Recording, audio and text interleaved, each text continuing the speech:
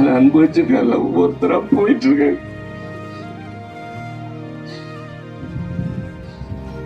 கட்சி தான், கட்சியில இருக்காங்க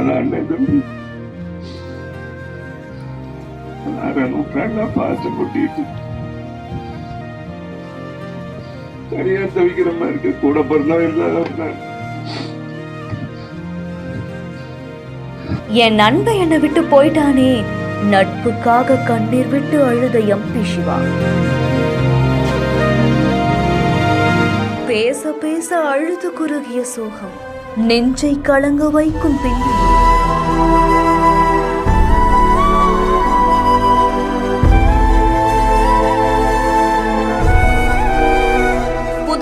மாவட்டம் ஆவுடையார் கோவில் ஊராட்சி ஒன்றியம் விலானூர் ஊராட்சியை சேர்ந்த முன்னாள் திமுக மாநில சட்ட திருத்தக்குழு உறுப்பினரும் திமுக பவன விழாவில் அண்ணா விருது வாங்கின மிசா ராமநாதன் உடல்நலம் பாதிக்கப்பட்டு உயிரிழந்து போயிருக்காரு.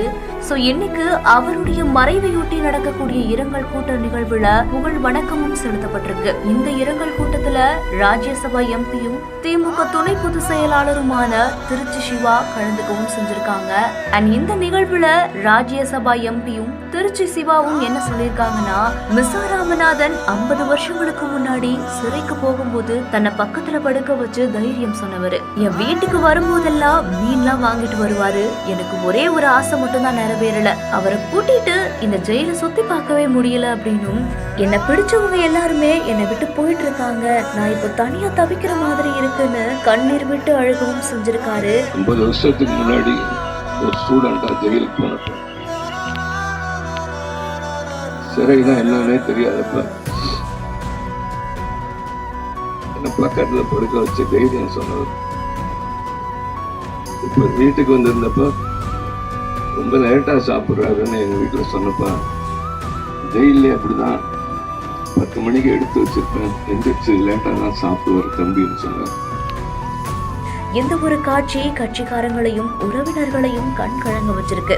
அண்ட் இந்த இரங்கல் கூட்டத்துல தமிழக நகராட்சி துறை அமைச்சர் KN நேரு, கனிம வளத்துறை அமைச்சர் ரகுபதி, கல்வித்துறை அமைச்சர் அன்பில் மகேஷ் பொய்யாமொழி, பிற்படுத்தப்பட்ட நலத்துறை அமைச்சர் மெய்யநாதன், திருச்சி முன்னாள் நாடாளுமன்ற உறுப்பினர் திருநாவுக்கரசர் அறந்தாங்கி, சட்டமன்ற உறுப்பினர் ராமச்சந்திரன், புதுக்கோட்டை சட்டமன்ற உறுப்பினர் முத்துராஜா, புதுக்கோட்டை வடக்கு மாவட்ட செயலாளர் KK செல்வபாண்டியன் உள்ளிட்ட கட்சி நிர்வாகிகள் பலருமே இந்த நிகழ்வில் கலந்திருக்காங்க.